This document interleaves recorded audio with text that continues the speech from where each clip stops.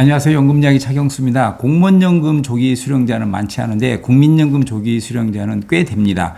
언제 죽을지 모르니까 하루라도 빨리 받자. 기금 고갈되기 전에 타서 한 살이라도 젊을 때 의미 있게 쓰자. 화폐 가치가 떨어지니까 5년 일찍 받아서 그 돈으로 투자하는 게 낫다. 연금이 줄어들면 건강보험 피부양자 기초연금 수급자 되는데 유리하다.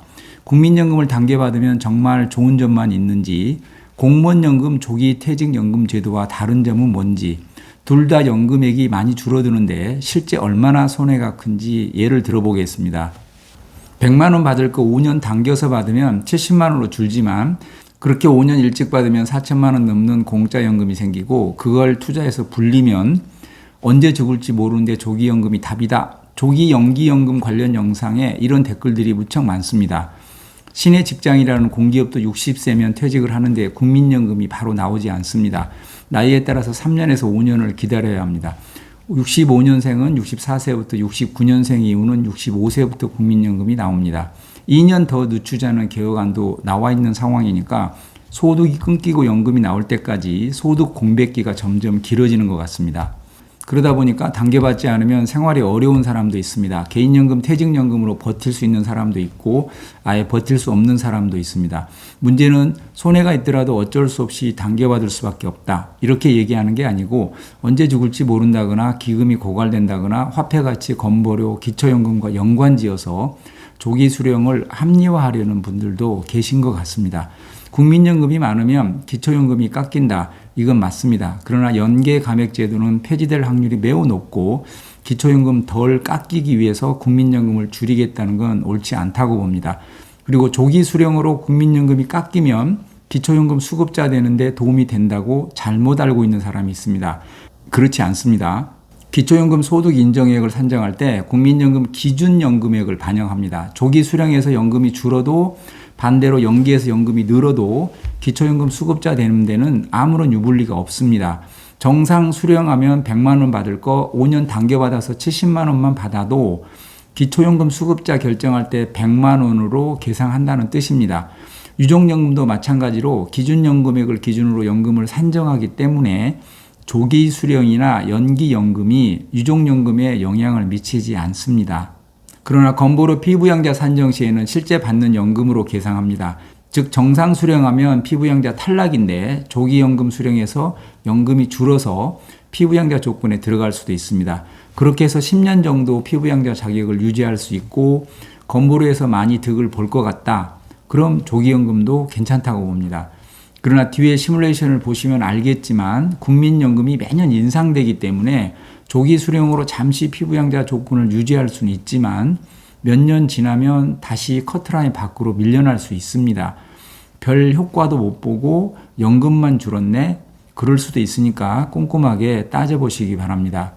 정말 건강이 좋지 않다거나 조기 수령하면 피부양자 자격을 오래오래 유지할 수 있다면 조기 수령하는 게 좋겠죠. 자, 그럼 조기 수령하면 얼마나 손해일지 알아보겠습니다. 근로소득과 사업소득이 월 268만 원을 초과하면 조기 수령 자격이 없다는 건 아시죠? 조건이 되면 최대 5년까지 당겨받을 수 있고 1년 당길 때마다 6%씩 연금이 줄어듭니다. 반대로 연기하면 1년마다 7.2%씩 늘어나고요. 63세에 100만 원 받을 사람이 5년 당겨서 58세에 받았다고 가정하겠습니다. 5년 당겨받으면 30%를 감액해서 70만 원을 받습니다. 최근 3년간 물가 인상률이 평균 5%가 넘는데 이건 이례적인 일이니까 A값 등 다른 변수 고려 없이 이해하기 쉽게 국민연금 인상률을 연 3% 정도만 잡아보겠습니다. 58세 월 70만 원에서 시작하고 이 돈을 쓰지 않고 3% 복리예금에 투자했다고 가정하면 5년 후 쌓인 돈이 4천만 원이 넘습니다. 못 받을 연금을 5년 당겨받아서 이자까지 합하니까 4천만 원이 넘습니다. 여기까지만 보면 조기 수령이 좋을 것 같다는 생각이 드실 겁니다. 그런데 5년만 즐겁습니다. 58세에 70만 원이었으니까 물가 인상률 3%를 반영하면 63세에는 81만 원이 됩니다.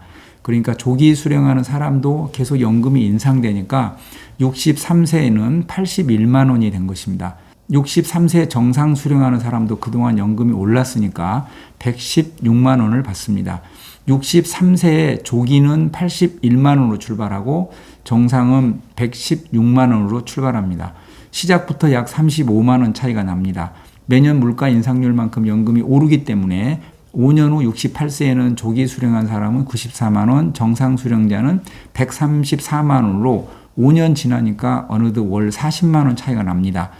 매년 30%씩 차이가 나는 게 아닙니다.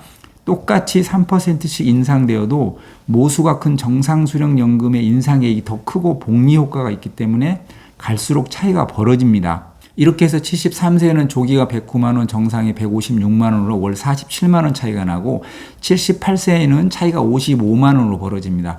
대략 78세 전후가 되면 조기 수령 누적 금액과 정상연금이 똔똔이가 됩니다. 78세 이후부터는 조기 수령자가 손실인데 문제는 손실 폭이 점점 더 커진다는 겁니다. 83세에는 조기가 147만 원, 정상이 209만 원, 차이가 약 62만 원으로 벌어집니다. 언제 죽을지 모른다? 맞습니다. 70에 죽을지 90에 죽을지는 아무도 모릅니다. 평균 수명은 점점 길어지는데 언제 죽을지 모르니까 빨리 타고 보자는 건 설득력이 없어 보입니다. 생활비가 부족해서 대출을 받아야 할 정도라면 조기 수령해야 되겠죠. 그러나 78세 전후가 분기점이니까 손해볼 확률이 큰 건 맞습니다. 숫자를 3%를 넣은 거 가지고 지적하실 수 있는데 2%를 넣어도 손해 액수가 조금 줄어들 뿐 조기 연금이 손해보는 건 맞습니다. 조기에 받아서 삼성전자, 테슬라 2차전지 산다? 이렇게까지 하려고 당겨받으신 분은 없을 거로 보이고 얼마 되지 않은 목숨 같은 연금을 미리 당겨서 써버리면 78세부터는 계속 한 달에 수십만 원씩 손해보는 구조인데 화폐 가치가 하락하기 때문에 빨리 받는다는 것도 설득력이 낮아 보입니다.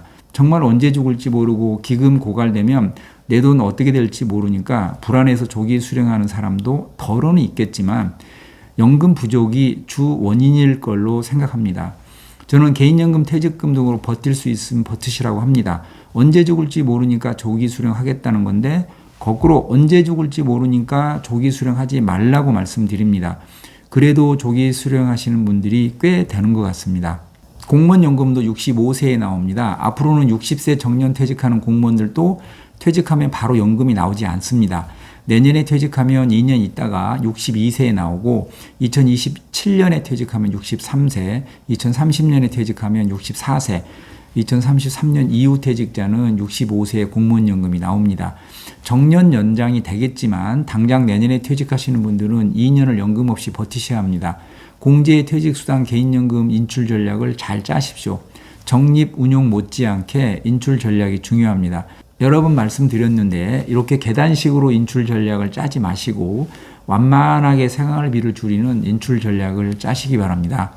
앞으로는 65세부터 공무원연금이 나오지만 1995년 이전 임용자는 일정 조건이 충족되면 60세 연금을 받을 수 있고 퇴직 공무원이 장애가 있는 경우에도 나이 제한을 받지 않습니다. 또한 계급 정년이 있다거나 해서 정년이 60세가 아닌 사람은 퇴직 후 5년이 지나면 연금을 받을 수 있습니다. 공무원 연금도 단계받을 수 있습니다.